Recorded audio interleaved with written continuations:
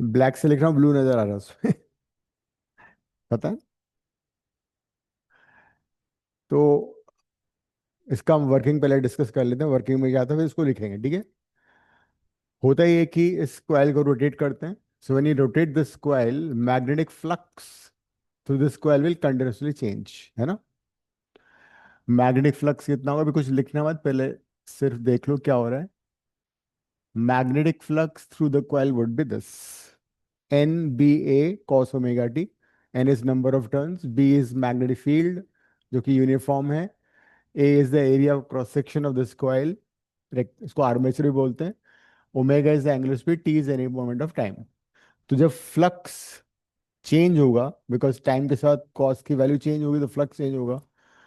तो due to change in flux, according to principle of EMI, electromagnetic induction, इसको differentiate कर देते हैं। ये जाएगा माइनस साइन ओमेगा टी का derivative omega, and according to Faraday's law, D phi by D कितना होता है, माइनस सी होता है। So there will be induced EMF given by this formula, ठीक है। नेगेटिव साइन कट जाएगा। So this is induced EMF which is also variable. Sine की value change होगी तो ये भी चेंज होगा। दिस इज साइन की मैक्सिमम वैल्यू कितनी होती है, 1। सो ई मैक्स और E naught, peak value of EMF कितना हो जाएगा, N B A omega. As a result EMF would be E naught sine omega t. इसको अगर तुम डिवाइड करोगे लोड रेसिस्टेंस से, दोनों साइड को इक्वेशन की, तो ये आएगा E by R L is equal to E naught by R L sine omega t. E by RL will be I. E naught by RL will be I naught sine omega t. We will get alternating current also, whose direction can be found using Fleming's right hand curl और Fleming's right hand rule. तो इस तरह से जैसे ही flux change होता है, current यहाँ पे इंड्यूस हो जाता है, and this current you can get around the load resistance RL। Then direction of current कैसे फाइंड करते हैं, मैंने बताया, फ्लेमिंग्स राइट हैंड रूल है ना, MBI। MBI अगर यहाँ लगाओगे तो ये वाला branch, this coil is rotating like this, ऐसे रोटेट कर दो, ये वाला ऊपर आएगा ये नीचे जाएगा। तो this is the motion of this part PQ, this is the motion of part RS। तो राइट हैंड रूल लगाओ। हम्म। तो मोशन ऊपर हो गया, फील्ड ये, तो करंट की डायरेक्शन ऊपर की तरफ हो गई।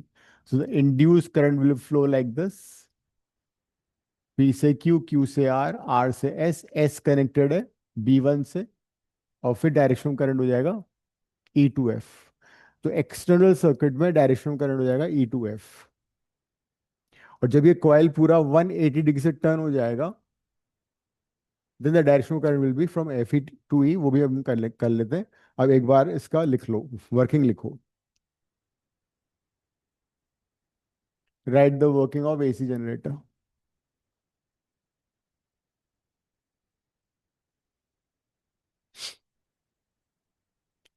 क्या हो मनन, तुम टेस्ट फिजिक्स का कब दोगे फिर अब। संडे या सैटरडे में, हाँ संडे दे दूंगा, सैटरडे को आके। हाँ, संडे सैटरडे लास्ट डेट है फिजिक्स टेस्ट का, एक हफ्ता पूरा निकल गया है सब लोगों के लिए, है ना। कल या परसों दे देना, ठीक है। लिखो अब, when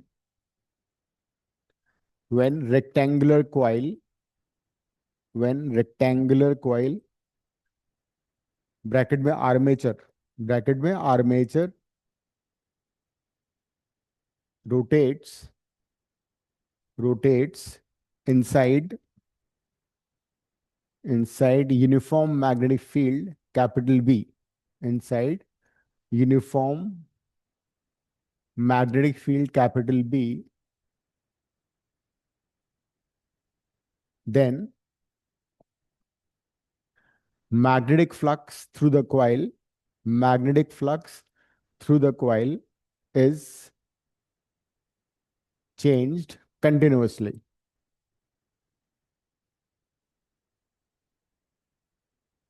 is changed continuously, given by the equation ये वाली क्वेश्चन लिख लो, phi is equal to N B A cos omega T, given by the equation phi is equal to N B A cos omega T. और वहां पे तुम लिख भी सकते हो फाई क्या है। आंसर को बड़ा करने का तरीका है magnetic flux. N is number of turns in the coil, A is area of coil, and omega is angular speed. ठीक है। B is magnetic field. Because AC generator 5 mark का आएगा तो तुम्हारा आंसर भी उतना ही बड़ा होना चाहिए।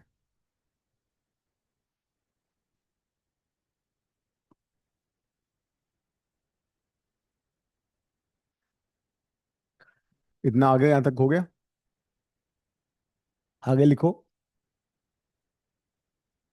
This change in magnetic flux, this change in magnetic flux will induce will induce EMF and current. This change in magnetic flux will induce EMF and current according to according to Faraday's laws, according to Faraday's law of EMI, according to Faraday's law of EMI.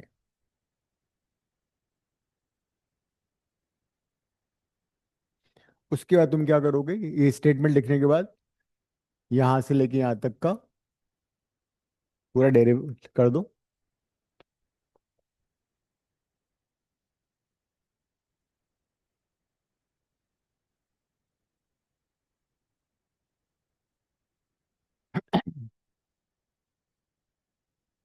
या पूरा derivation लिख दो।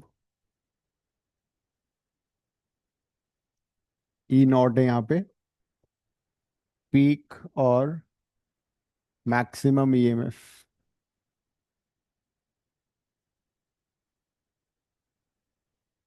I not is peak और maximum current.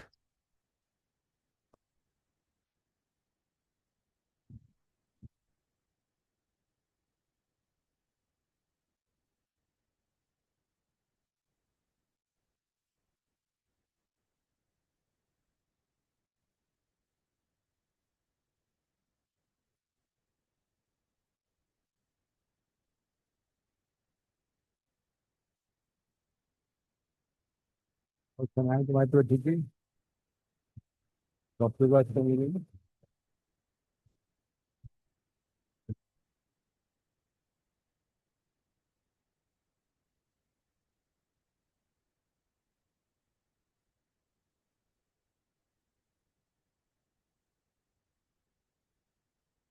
Equation 1 gives you alternating EMF.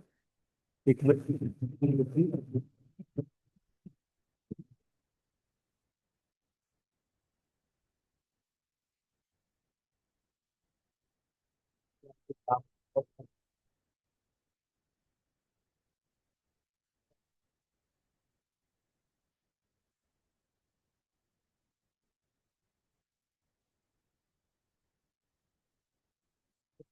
नहीं बना वो चलेगी।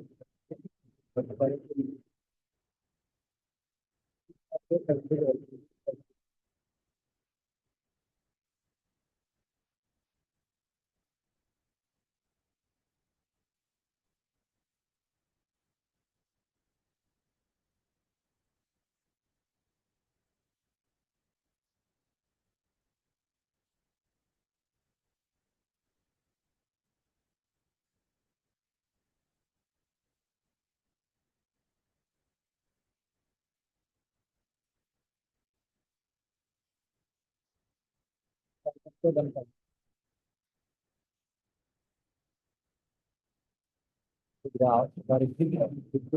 आपकी आवाज़ सही से नहीं आ रही।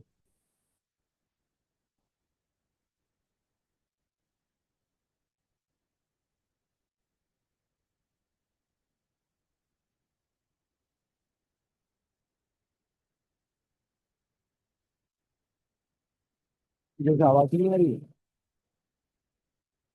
तो बहुत धीरे आ रही है। धीरे आ रही है? वॉल्यूम कम किया है। ठीक है।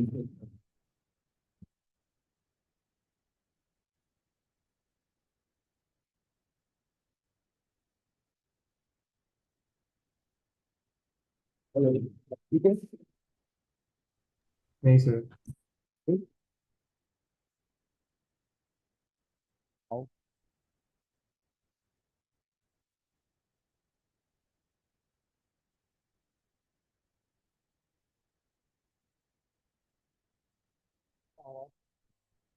पूरा है ना? हेलो। हाँ सर अब ठीक है। हाँ, अब सही है। Yes sir. Okay. Hello. Hello. ठीक है। Yes sir. All right. So this is alternating EMF and this is alternating current. Direction of current changes two times in one cycle. जो ऑल्टरनेटिंग करंट हमारे घर में आती है ना, उसकी फ्रीक्वेंसी होती है 50 हर्ट्ज, मतलब ओमेगा इज 2 पाई एफ और 2 पाई/टी एंड एफ इज 50 हर्ट्ज।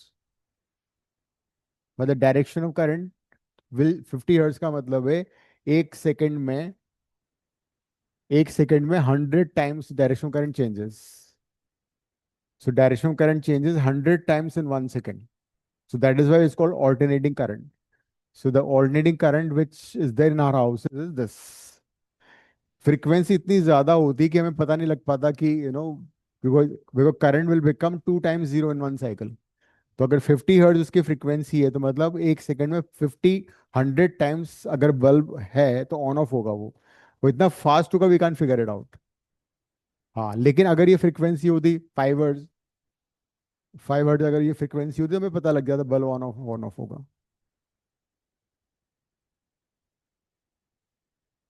कौन सा? हाँ, ये 2 पाई है, 3 पाई/2 है. सो दिस इज ऑल्टरनेटिंग करंट. आगे लिखो. Direction of current. Direction of current is found by using Fleming's right hand rule. Direction of current is found by using Fleming's right hand rule. तो उसके बाद हमें फ्लेमिंग्स राइट हैंड रूल का statement भी लिखना है. According to which according to which if thumb, index finger and middle finger of right hand are held mutually perpendicular, are held mutually perpendicular such that thumb is in the direction of motion. Thumb is in the direction of motion. Index finger in the direction of magnetic field. Index finger is in the direction of magnetic field.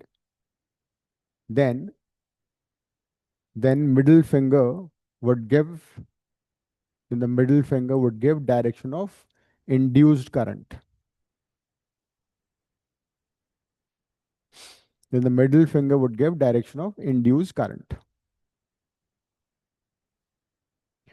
तो ये था AC generator. अब मैंने बताया था कि अगर हम कॉइल को 180 डिग्री से टर्न करेंगे तो direction of current external circuit में रिवर्स हो जाती है. वो मैं तुम्हें समझाता हूँ कैसे होता है. ये सारा लिख लिया ना? So I'll draw another diagram where the coil is has turned through an angle 180 degree. अब ये सिचुएशन है. जब कॉइल 180 से टर्न हो जाएगा फिर क्या होगा, जरा देखो.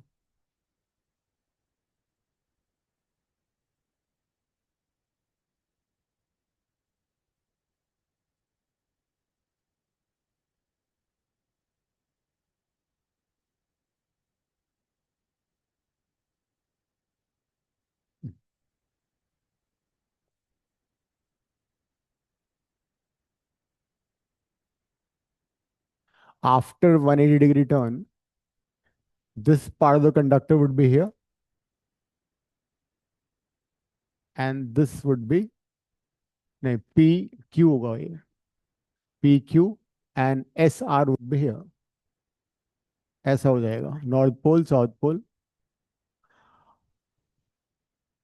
एस किससे कनेक्टेड था? एस कनेक्टेड था स्लिप रिंग S1 से, वो S1 से ही रहेगा. तो S is connected to slip ring S1. ये S1 है. This is a brush B1. P is connected to S2. P is connected to S2. This is S2. This is brush B2. And this is your external circuit. F, this is E, this is RL. ठीक है. उसमें देख लो, इसको compare कर लो. S connected है. This is S. S is connected to S1. S is still connected to S1. P connected है S2 के साथ. तो P is connected with S2.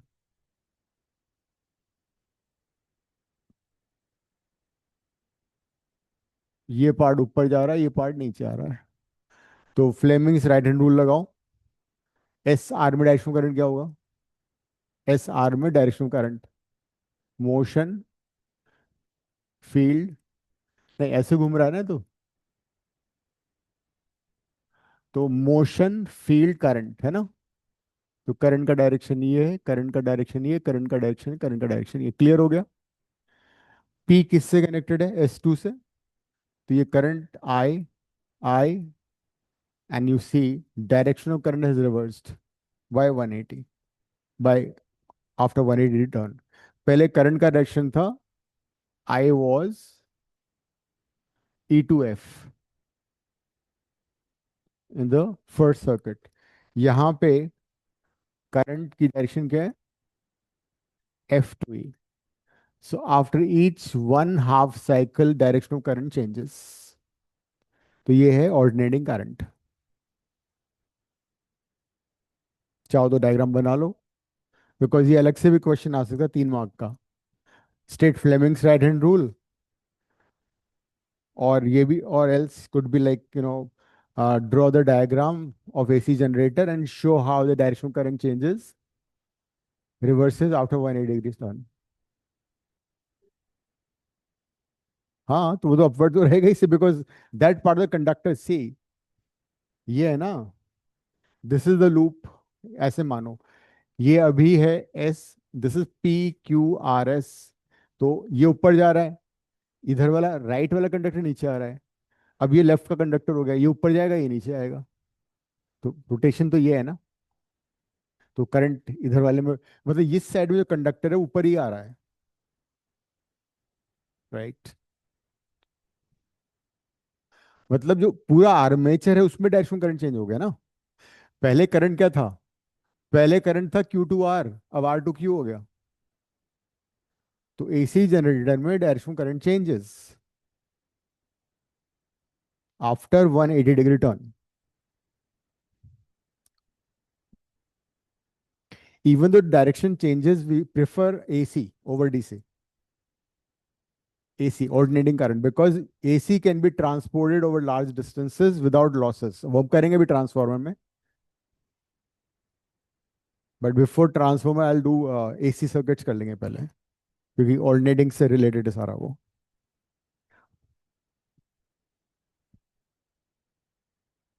सितंबर में सब लोगों का EMI AC तो आ ही रहा है ना.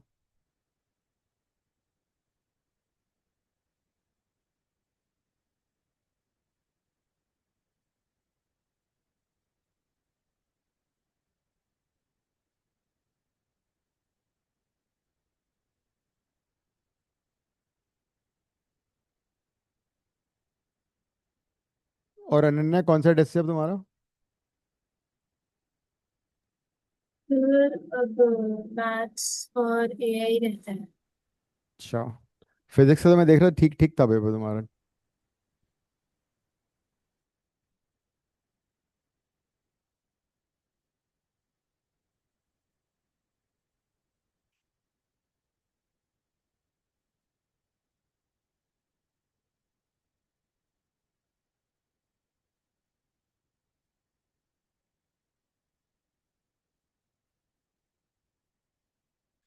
अब मैं वैसे तुम्हारे कोर्स में डीसी जनरेटर नहीं है, बट इन केस अगर वाइवा वगैरह हम पूछ लेते हैं तो मैं बताऊँ डीसी जनरेटर में क्या होता है।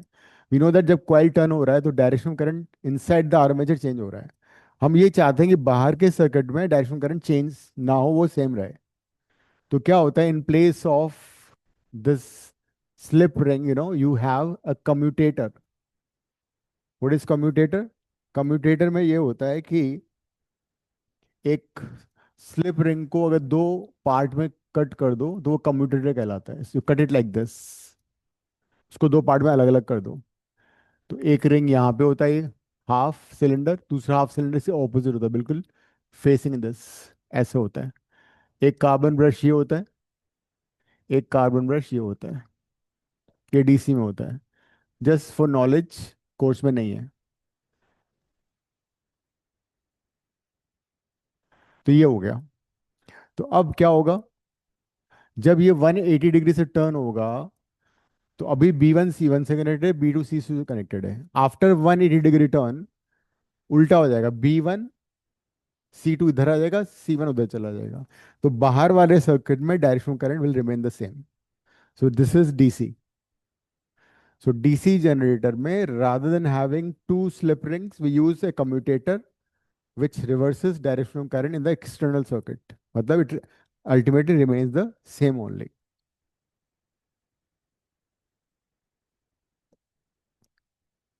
पहले डीसी जनरेटर भी हुआ करता था। तो now you have seen that this is AC, A sin omega T. इसमें हम फाई को भी ऐड कर लेते हैं, और it could be E is equal to E naught cos omega T plus phi. This is formula for AC। अब तक तुमने डीसी सर्किट्स किए थे। डीसी सर्किट में use to have a cell और cluster of cells called battery. इसमें तीन cells connected है सीरीज में, इसे battery. And it is DC because direction of current remains the same only. A battery will always, a DC source will always send current in one direction, which is from positive terminal to negative terminal. This is a DC source. DC circuit में किया था third chapter. DC source का symbol ये था, cell और ए battery. जबकि AC source में क्या होगा, direction of current will continuously change, and the symbol for AC source is this AC source.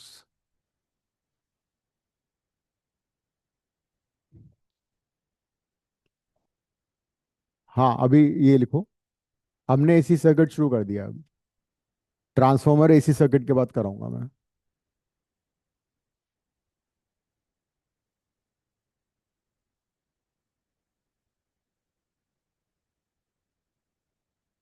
ये कंपोनेंट रेसिस्टर भी हो सकता है, ये कंपोनेंट कैपेसिटर भी हो सकता है, ये कंपोनेंट इंडक्टर भी हो सकता है। We can have inductor, capacitor और a resistor with AC source. ये एसी सोर्स का सिंबल है। डायरेक्शनल करंट चेंज होती रहती कंटिन्यूअसली। दिस इज पीक और maximum EMF. This is peak और मैक्सिमम ईएमएफ।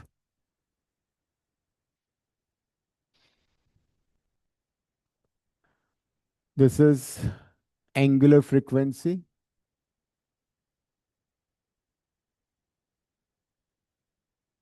जिसका यूनिट होगा radian per second. Omega would be 2 pi F और 2 पाई/टी। T is the time period and F is the frequency, जिसका unit होगा hertz. Cycle पर second, simply पर second, और इसको हर्ट्ज लिखने में कोई हर्ज नहीं है।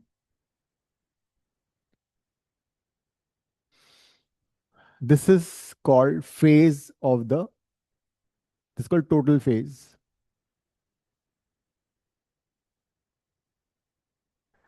फेज से में ये पता लगता है कि डायरेक्शन ऑफ करंट क्या है और उसका मैग्नीट्यूड क्या है. It gives you EMF as well it's. देन एक और क्या बचता है, अगर हम इसमें टी को जीरो डाल दें तो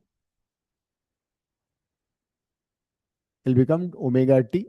it become omega, sorry omega T तो जीरो हो गया ना, फाई. इसको बोलेंगे इनिशियल फेज. मतलब जब हमने ऑब्जर्वेशन शुरू किया तो उस समय ईएमएफ या करंट कितना था. साइन भी हो सकता है, कॉस भी हो सकता है. और ई क्या है, instantaneous EMF, value of EMF. मतलब एक पर्टिकुलर मोमेंट ऑफ टाइम पे वोल्टेज की वैल्यू क्या है. जैसे कि ये अगर कंप्लीट एक पूरा साइकिल है तो ये T/2 टाइम के बाद ईएमएफ जीरो हो गया. T/4 पे ईएमएफ मैक्सिमम हो गया. 3T/4 पे मैक्सिमम हो गया लेकिन ऑपोजिट डायरेक्शन में हो गया. लेकिन T = T पे ईएमएफ की वैल्यू ये हो गई. मतलब इंस्टेंटेनियस किसी पर्टिकुलर मोमेंट ऑफ टाइम पे ईएमएफ की वैल्यू क्या है, वो कहलाती है instantaneous EMF. Instantaneous EMF is E. E not is peak value. Current में क्या होगा, आई हो जाएगा यहाँ पे I0 sign omega T plus five. In case of current will B I = I0 sign omega T plus five. वो सारा same रहेगा. This would be peak current, peak और maximum current. This is instantaneous current.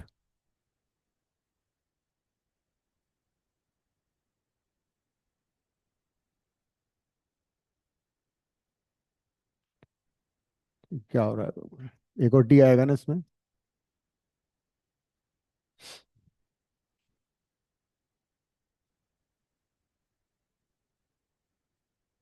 It could B cos also.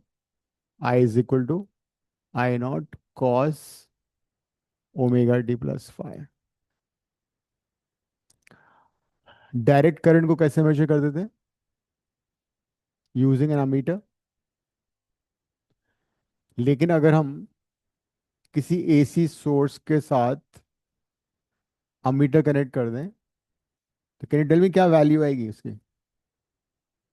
Reading of ammeter क्या होगा, it will be zero.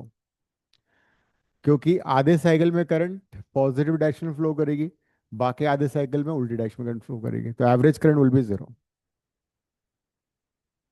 हाँ.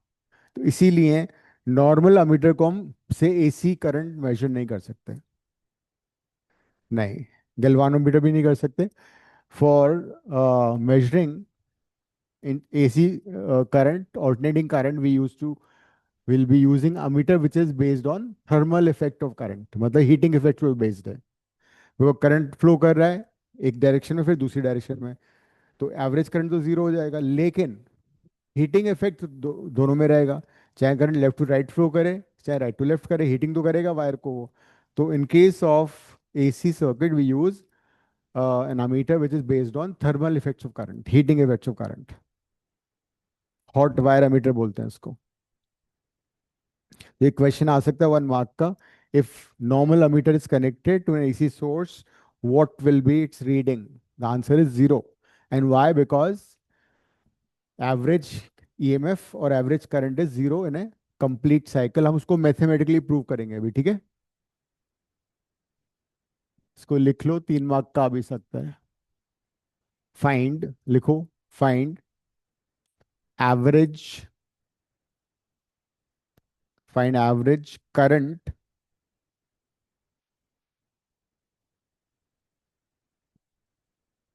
in one complete cycle of an AC source. अब यहाँ पे थोड़ा सा integration use होगा. इंटीग्रेशन सब लोगों ने कर लिया है ना. अनन्या, मनन, आराध्य हो गए. इस बेसिक इंटीग्रेशन काम आएगा, ठीक है. Yes.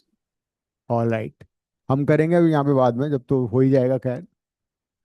तो एज सच पहले हम करंट का शो कर लेते हैं. Current, let's the current be, let A C be this, I is equal to I not sine omega T. Five को जीरो ले लेते हैं. अब आई एवरेज कैसे निकालोगे? व्हेन यू इंटीग्रेट, या तो हम पहले करंट को इंटीग्रेट करें जीरो से टी, बिकॉज करंट वेरी कर रहा है ना टाइम के साथ. आई को हम इंटीग्रेट कर लेंगे, लेकिन जब आई को तुम टाइम के साथ इंटीग्रेट करोगे तो आई इंटू टाइम आ जाएगा.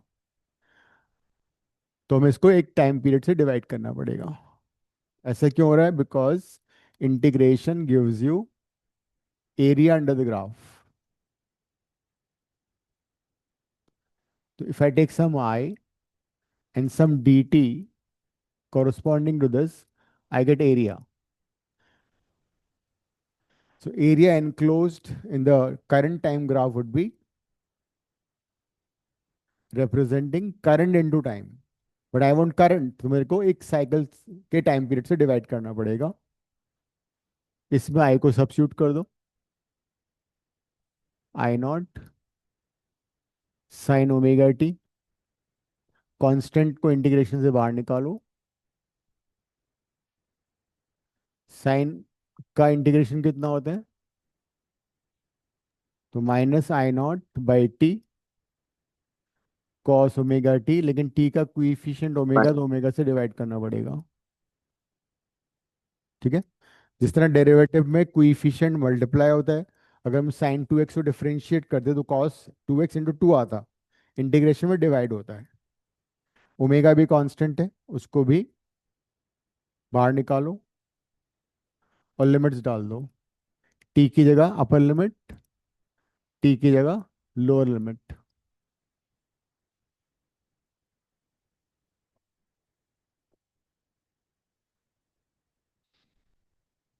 अब ओमेगा टी कैसे निकालोगे?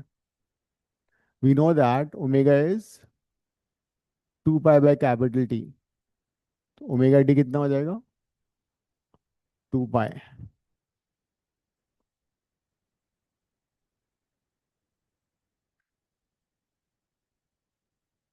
कॉस जीरो वन होता है, कॉस टू पाई भी वन होता है. I average is zero.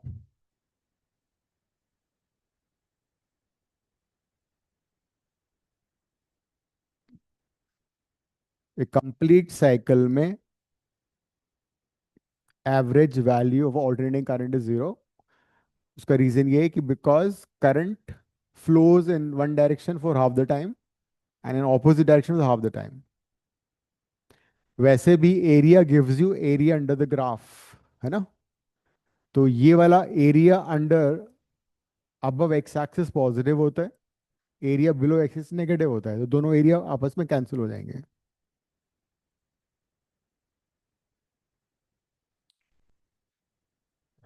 तो उनमें कंप्लीट साइकिल में आई एवरेज फाइंड किया, जीरो आ रहा है. अब नेक्स्ट क्वेश्चन लिखो. Find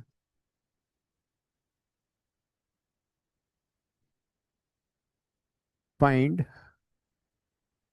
average current, find average current for half the cycle, for half the cycle of an AC source.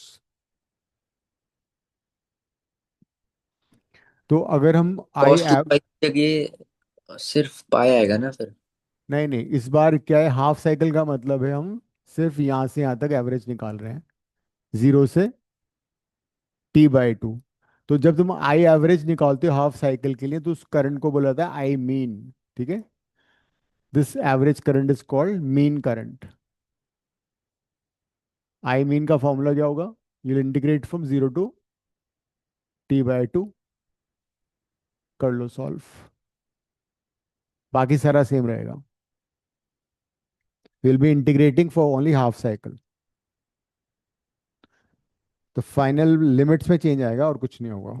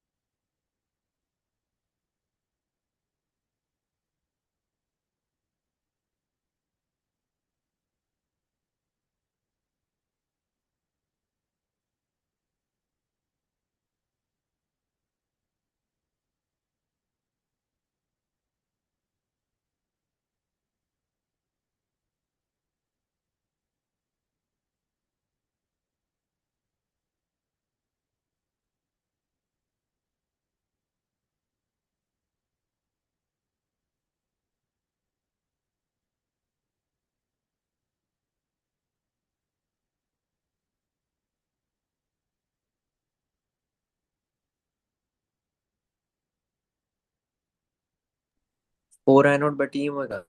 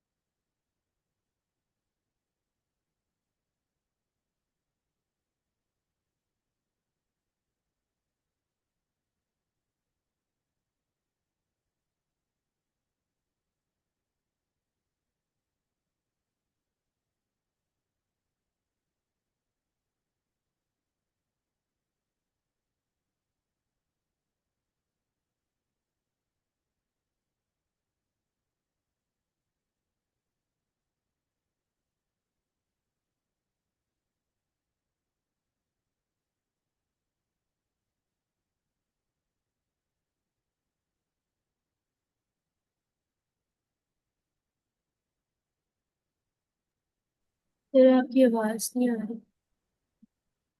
तो आवाज बंद ही थी बाकी। तो I mean is 0.637 I not, 63% of peak current is I mean. Similarly, you can derive for E average for complete cycle and E mean also कर लो अपने आप से. Average EMF for complete cycle and average EMF for half the cycle. Question लिख लो. Find find the value of find the value of average EMF for half the cycle, first part, and average EMF for half the cycle.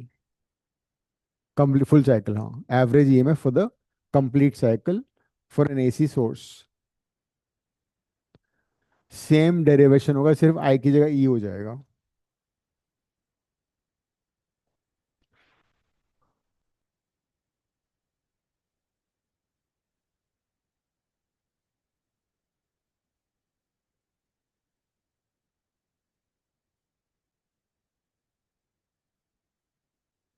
ये मैंने derive कर दिया, देखो आ गया. Half cycle का answer आ गया. आई को ई बना दिया. यही आंसर आएगा. आई की जगह ई आ जाएगा, बाकी सारा सेम रहेगा.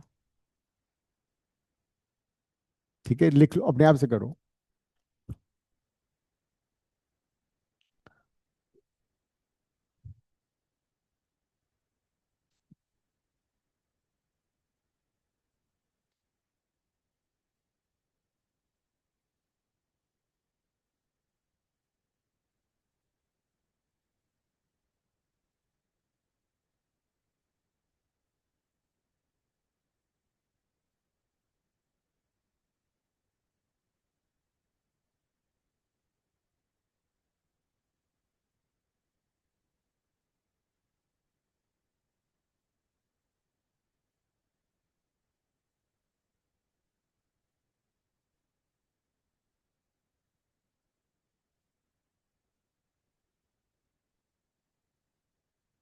ई मीन हो जाएगा 0.637 into E naught and E average will come out to be zero.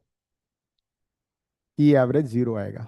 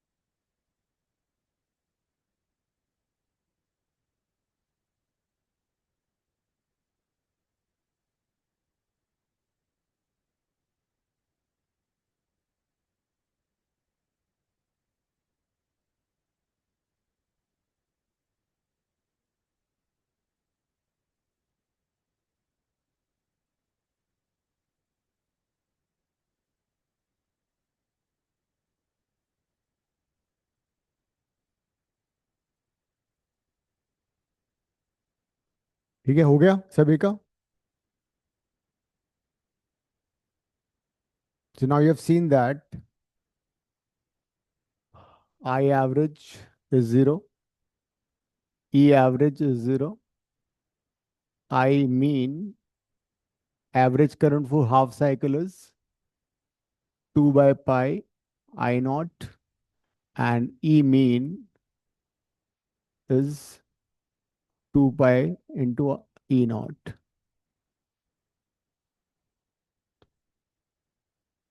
अब दूसरी बात है, normal ammeter also will not work for AC source. So we use ammeter which is based on heating effects of current.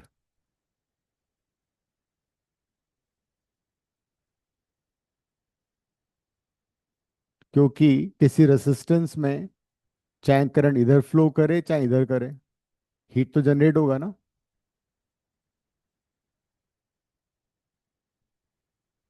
So whether current flows left to right और right to left, दोनों cases में heat generate होगा.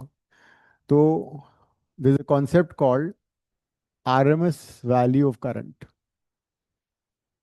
RMS value of EMF और current. R का मतलब root mean square, root mean square. जैसे तुमने kinetic theory gases में पढ़ा होगा, root mean square velocity of gas molecules, CRMS. याद नहीं है वैसे, बहुत पुरानी बात हो गई, 11th में. तो सीआरएमएस था ना, उसी तरह से root mean square value of current भी होता है. इसका बड़ा सिंपल सा तरीका होता है. सबसे पहले करंट को स्क्वायर करो, उसके बाद उसका मीन ले लो फॉर ए कंप्लीट साइकिल, और फिर उसका रूट कर दो चुपके से. तो this will be called IRMS. Square the current, take its mean for one cycle and root it.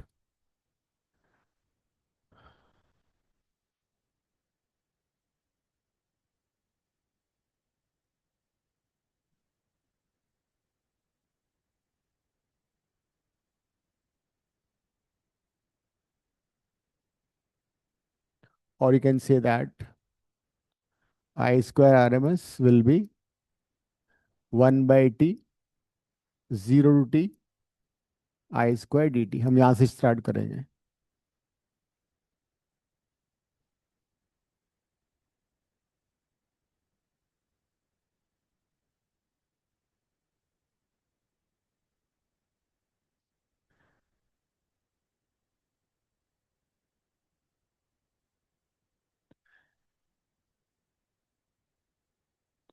इसको डिफाइन करने का एक और तरीका है. I square RMS R T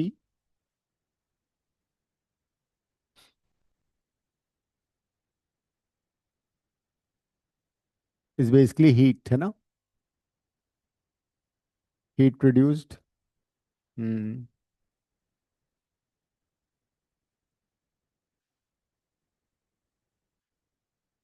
So we can also define it like this.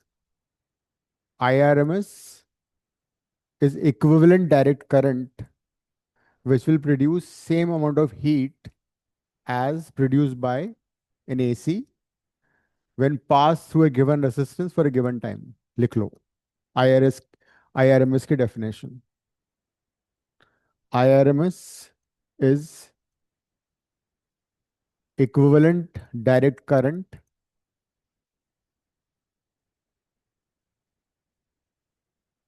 which will produce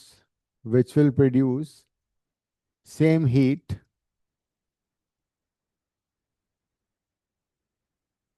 as produced by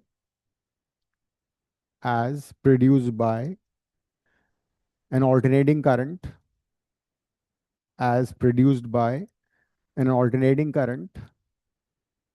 when passed through a given resistance R,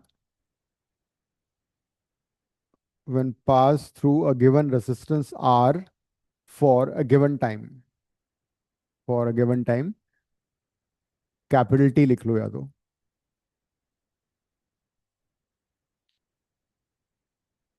तो according to this definition क्या होगा? I R M S square R capital T will be equal to, alternating current हमारा कौन सा है? वो ये है, आई स्क्वायर, इसकी average value into R into T, तो इसमें आ ही गया था। आर से आर कट जाएगा, 1/t आ जाएगा, तो सेम फॉर्मूला बन जाता है। तो ये कहते सेम रिजल्ट हो गया, आर से आर कट जाएगा, I square R M S, T को नीचे ले लो। अब वापस से इंटीग्रेशन करो, आई की जगह I not sine omega D डालो एंड इंटीग्रेट इट कर लो ट्राई।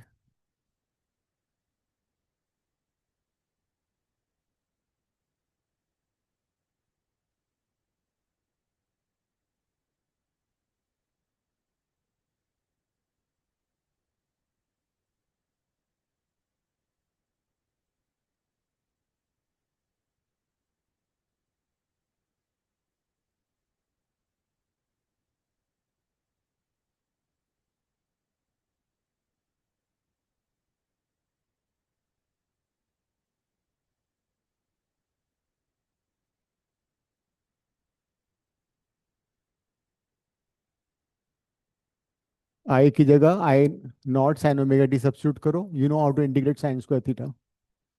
साइन स्क्वायर थीटा कैसे इंटीग्रेट होता है पता है ना? वन शिवम? Minus 1 - cos 2 θ/2। हाँ कर लो। This is also worth 3 marks to derive formula for IRMS.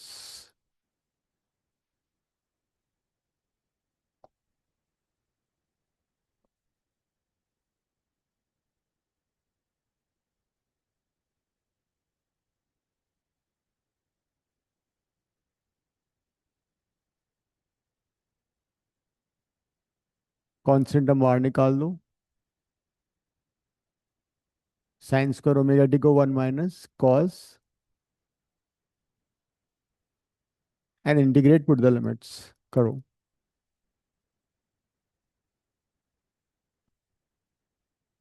गरिमा तुमने पेपर शेयर नहीं किया?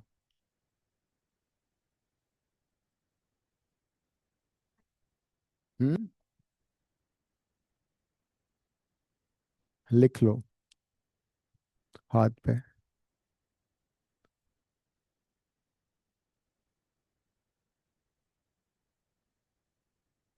बाकी क्या लिखा हुआ है?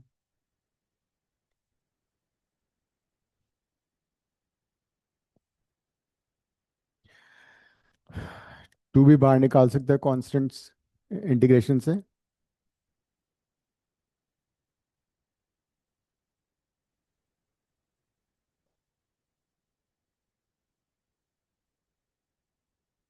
Integrate and put the limits.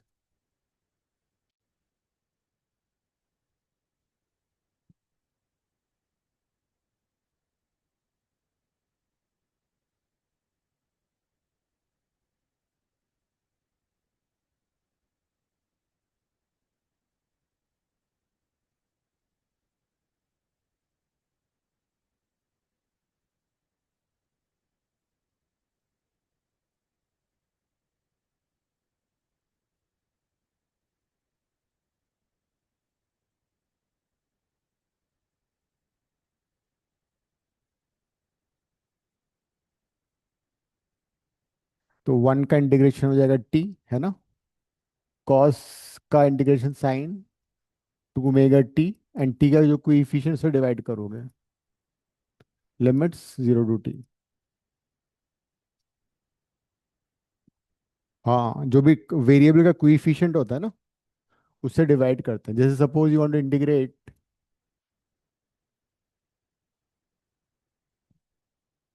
कौन सा ये हाँ, तो 2 बाहर आ गया ना। 1 - 2 cos ओमेगा टी। नहीं नहीं, the formula is this, half angle formula, sine square theta is 1 - cos 2 θ/2, not 1 - 2 cos θ/2।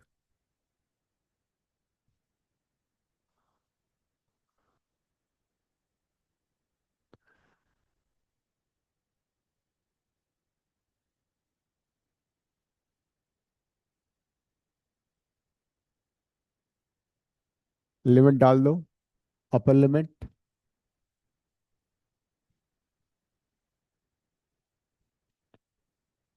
Four pi को फोर, साइन फोर पाई तो जीरो होगा ना, साइन एन पाई जीरो होता है, साइन जीरो इज जीरो।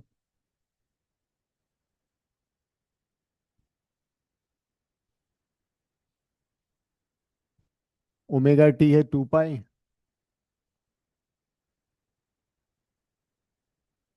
तो ये sine four pi. Sine N pi हमेशा zero होता है।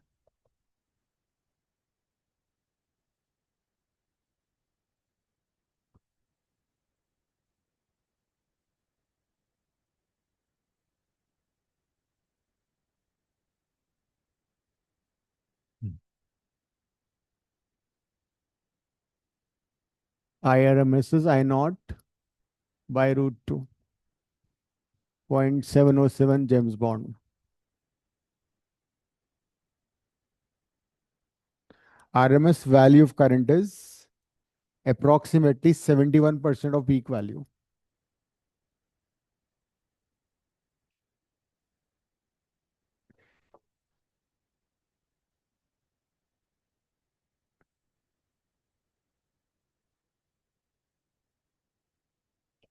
This is worth 3 marks definition के साथ। अब तुम ERMS निकालो सिमिलरली।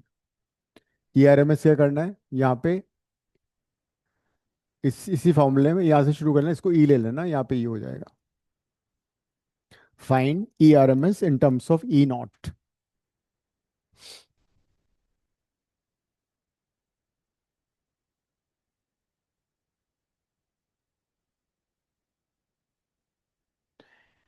हीट का जो फॉर्मूला होता है वो आई स्क्वायर आर टी तो होता ही है, in terms of potential difference कितना होता है, E square T bye are, है ना।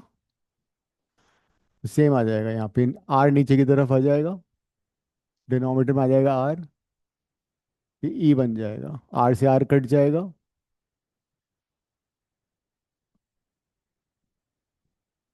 सो you can find E R M S.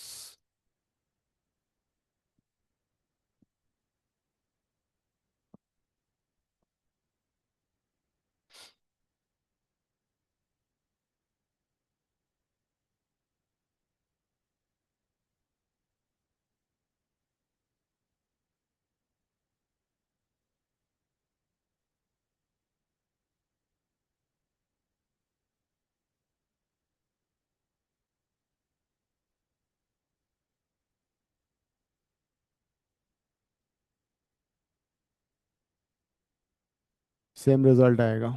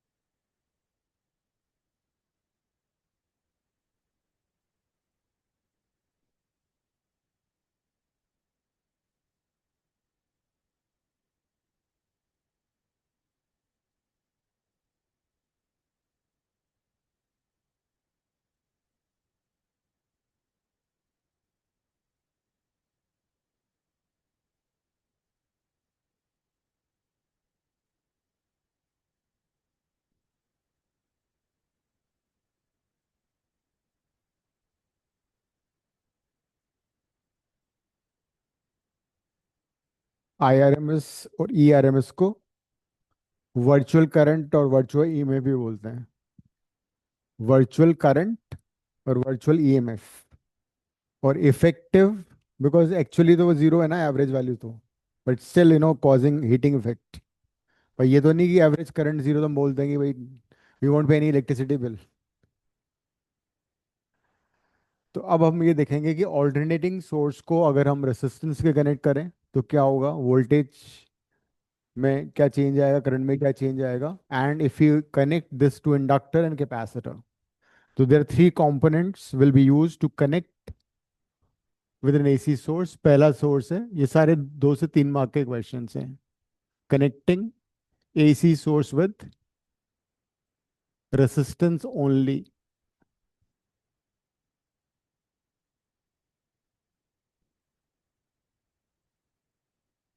Suppose there's a resistor connected to AC source. AC source दे रखा है E is equal to E naught sin omega t.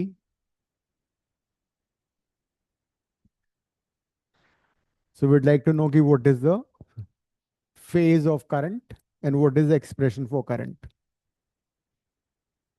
Voltage across resistance is VR. Current in the circuit is I. सिर्फ resistance को हमने AC source के साथ connect कर दिया है।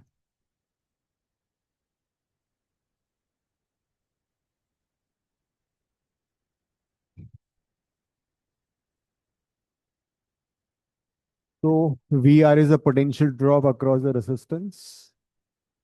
ये potential drop है and the source EMF is E, so they must be equal, है ना। इस सर्किट में ये सोर्स है E और ये यहाँ पे वोल्टेज ड्रॉप हो रहा है, they must be equal. V R क्या होगा, आई इंटू आर। ई कितना है, E naught sine omega T, that is I is equal to E naught by R sine omega. E naught by R को we can call I naught, है ना। ठीक करने जाएगा ना,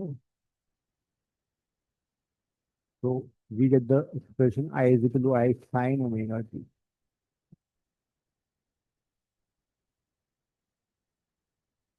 So if this is the expression for EMF, expression for current would be this, the relation between them is the. If we connect only resistor with an AC source, voltage और and current both are in the same phase. देखो, इसको बोलते हैं phase, इसका phase भी omega T है, इसका भी ओमेगा टी है। अगर दोनों का फेज सेम है और दोनों में फेज डिफरेंस जीरो है,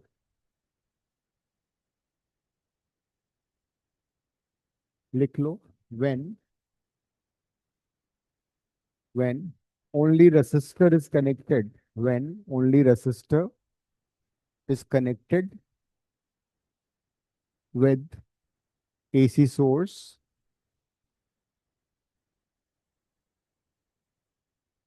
current and voltage are in the same phase. Current and voltage are in the same phase. You can also plot graph EMF versus time.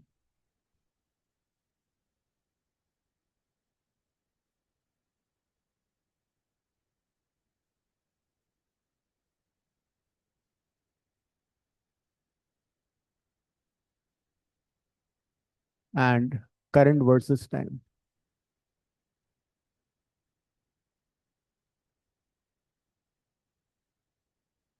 Since phase same है ना, दोनों zero से शुरू होंगे। Same graph में ही बन सकता था वैसे ये, सेम में कैसे बनाओगे। हाँ, एक को सॉलिड बना दो, एक को डॉटेड बना दो।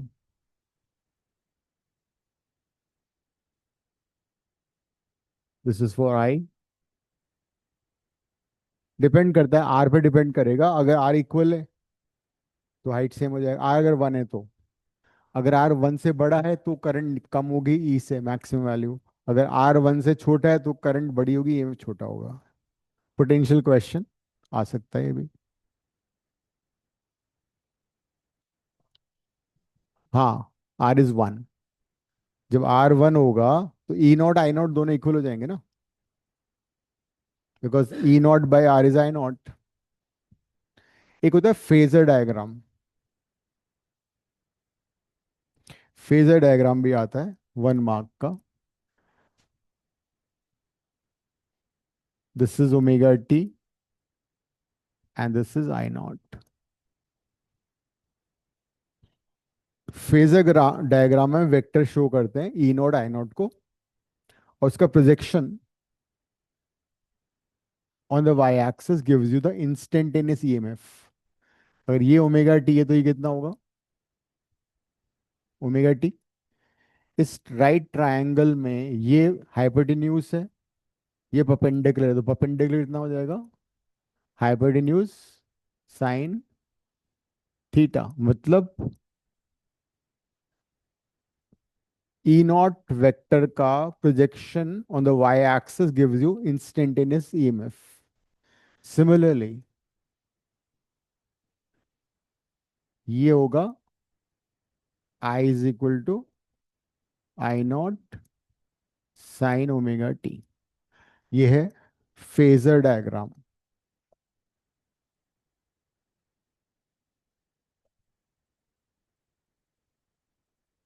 तो ओनली रेसिस्टर अगर हमने कनेक्ट किया तो फेजर डायग्राम ये होगा।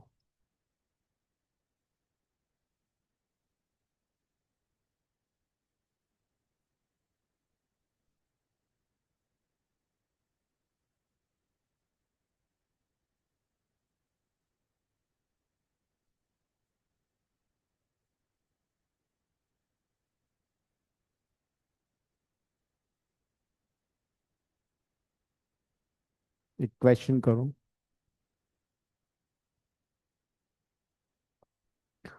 रेसिस्टर। हम्म। हम्म। पेज ले लो, खत्म हो गया।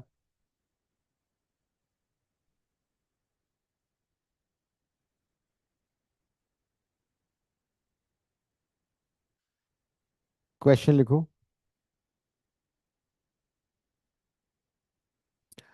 An alternating voltage source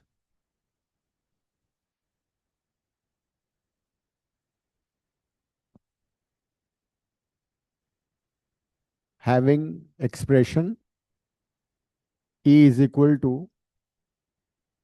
250 sine 314 pi 314 314t. An AC source having expression E is equal to 250 sine 314t is connected to a resistance only of resistance 50 ohm, is connected to resistance only of value 50 ohm. Find expression for find expression for alternating current, peak EMF, peak current, and RMS values of voltage and current. For find expression for alternating current, peak value of EMF and current, and also RMS values of EMF and current. कर लो।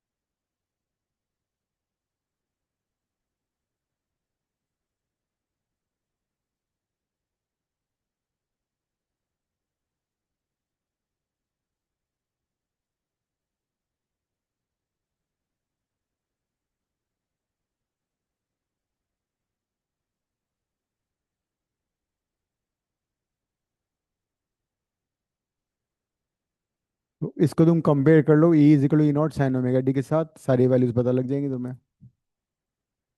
तो voltage का expression दिया हुआ है, compare this with E is equal to E naught sine omega T. Compare कर लो।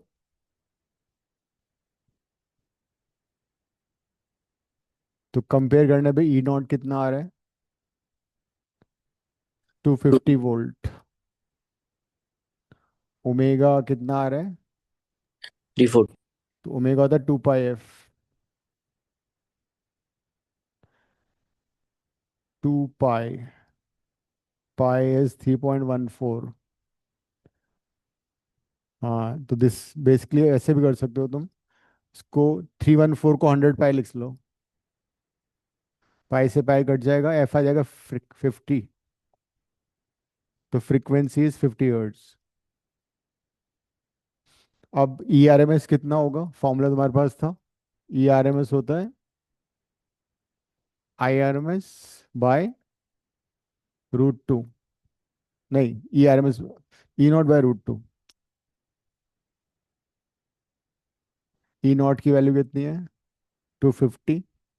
1/√2 तो 0.707। कितना आ रहा है ये? 250 इंटू 0.707 करो।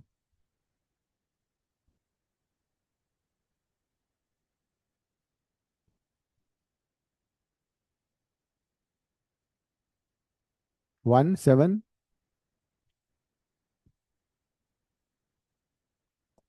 क्यों? कैलकुलेटर के बाद स्टोर नहीं हो? दिमाग का कैलकुलेटर। तो ये है ई आर एम एस की वैल्यू, ठीक है। नेक्स्ट मैंने पूछा था करंट का एक्सप्रेशन। करंट के एक्सप्रेशन के लिए I need I naught. I naught का formula E naught by R. E naught है 250, आर है 50, आई नॉट आ गया 5। सो फ्रीक्वेंसी तो वही रहेगा, तो आई का एक्सप्रेशन होगा I not sine, same phase होता है ना।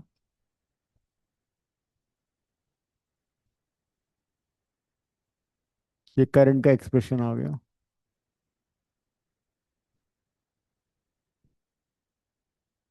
Then I R M S,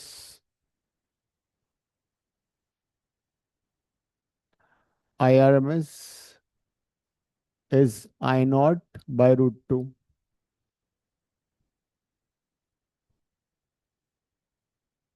कितना आ रहा है ये? 3.3। This is I R M S.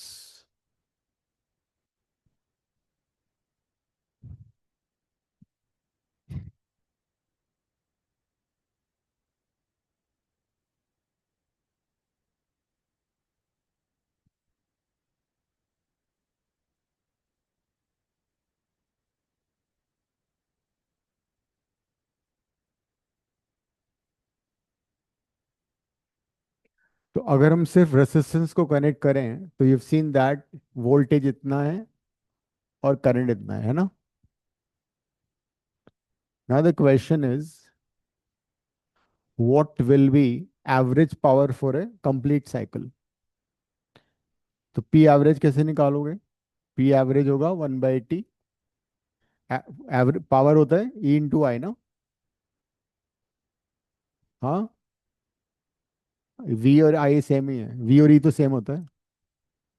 We भी वोल्टेज है, ई भी वोल्टेज है ना यहाँ पे। तो कंप्लीट साइकिल में क्या करेंगे, ई आई डी टी हो जाएगा 1/T। एंड आई की जगह ये डालोगे, ई की जगह डालोगे, इंटीग्रेट करके पी एवरेज निकालो। क्वेश्चन लिखो एक, ये डेरिवेशन आएगा। Find average power consumed, find expression for average power consumed when only resistor is connected with an AC source.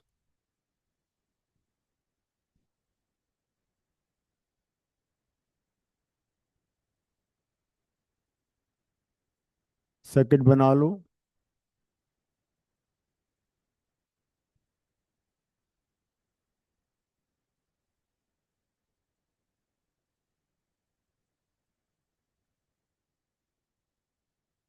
और फिर इंटीग्रेट कर लो। ये ई और ये आई इसमें जाएगा। हाँ सेम सर्किट, ओनली रेसिस्टर है ना।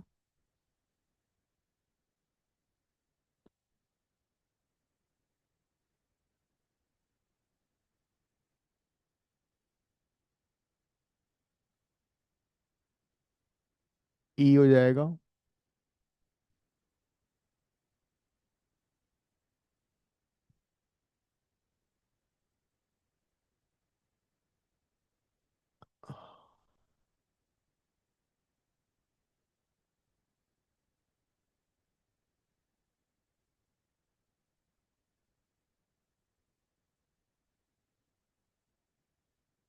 You know how to integrate sine square theta, अभी किया था।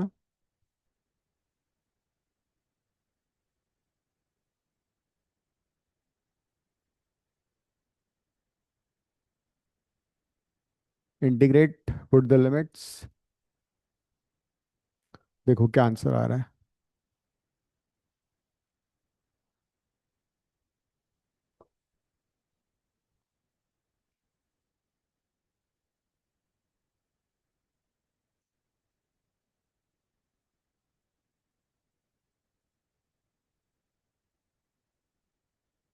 हम्म।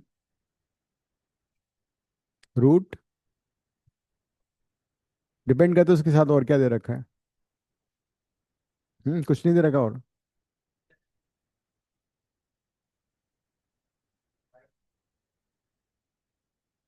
रूट साइन हो सकता है नॉन इंटीग्रेबल हो।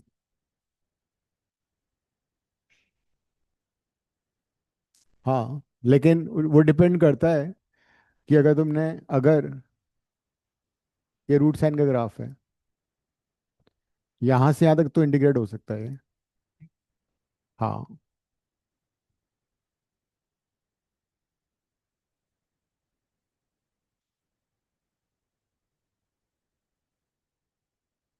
तो साइन स्क्वायर का इंटीग्रेशन के लिए हम उसको 1 - cos 2 ओमेगा टी कर देंगे।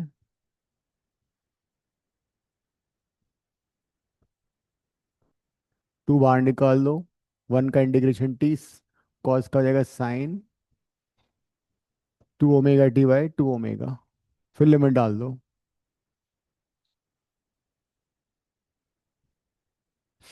लिमिट सब्स्टिट्यूट करो।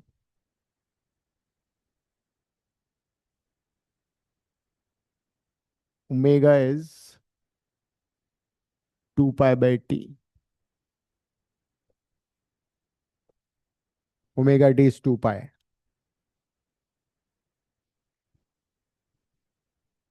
तुम लोगों ने पोटेंशियोमीटर के क्वेश्चन किए फिर? क्यों? करो ना असाइन, एक बार तो उसका पढ़ लो वहां से। नोट्स में सारा दिया है मैंने, 3 एप्लीकेशन। फिर न्यूमेरिकल्स करो, अगली क्लास में कर लेंगे ना वेडनेसडे को।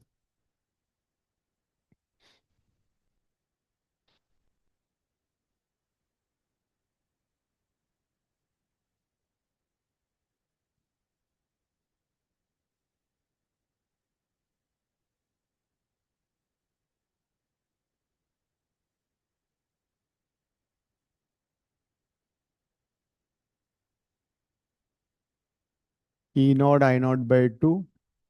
अपर लिमिट डालो टी, जहाँ भी स्मॉल टी आ रहा है उसकी जगह अपर लिमिट डाल दो पहले। फिर लोअर लिमिट डाल दो। sin 0 0 होता है। हाँ। टी नहीं है, टी तो वेरिएबल है ना, टी का कोइफिशिएंट आना था। अगर तुम, अच्छा हाँ।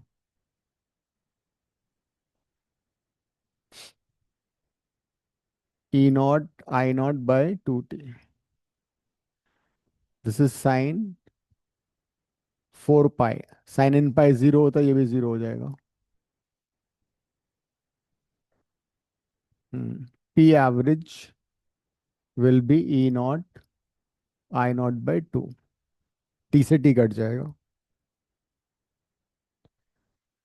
So average power consumed in an AC source connected with resistor only is E not I not by two, और इसको हम ऐसे भी कर सकते हैं, E not by √2 I not by √2.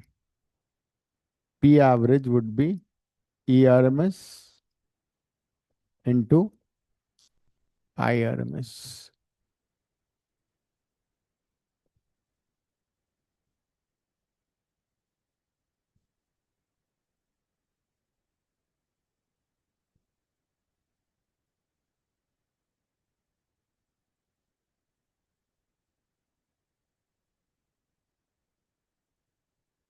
ठीक है.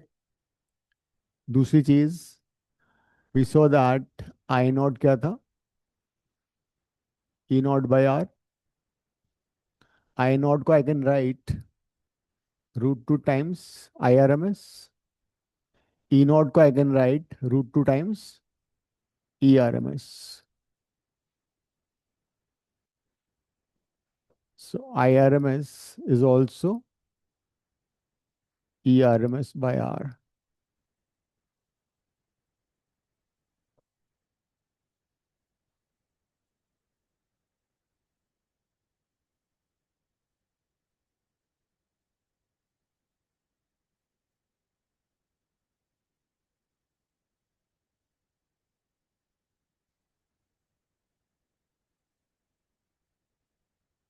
ERMS के लिए तुम IRMS इंटू R डाल सकते हो P एवरेज में. देखो,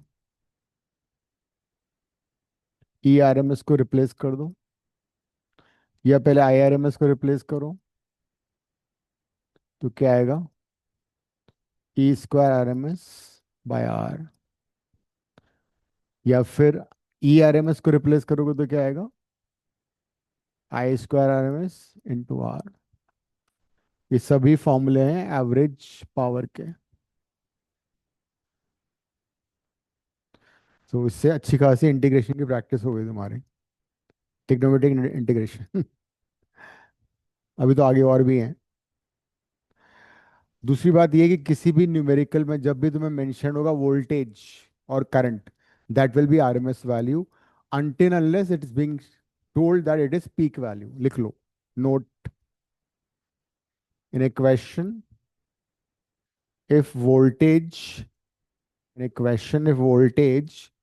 and current are given, in a question if voltage and current are given, then these values will be RMS values.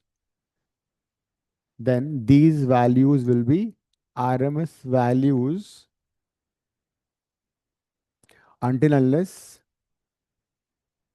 it is mentioned that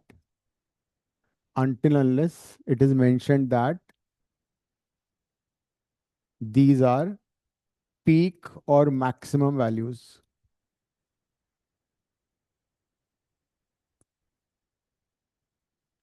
जैसे पिछले क्वेश्चन में तो पता लग रहा था कंपेयर कर पीक वैल्यू थी वो, लेकिन किसी क्वेश्चन में दे रखा है the voltage is 200, current is 5 ampere, तो मतलब it is IRMS ERMS until unless it is mentioned that these are peak values. ये हमेशा याद करना है. आज की क्लास को आज ही रिवाइज कर लोगे तो पूरा पक्का हो जाएगा ये, अदरवाइज बाद में this chapter is found difficult by students normally. तुम लोग कर लोगे तो अगली क्लास में सारा समझ में आएगा, बिकॉज अगली क्लास में रेसिस्टेंस की जगह आएगा इंडक्टर, कैपेसिटर, फिर उनके कॉम्बिनेशन आएंगे, तो things will become more complicated. तो ये पढ़ के आना अगली क्लास में. और टेस्ट कब तक दोगे तुम लोग, क्या है तैयारी? Saturday. ओके.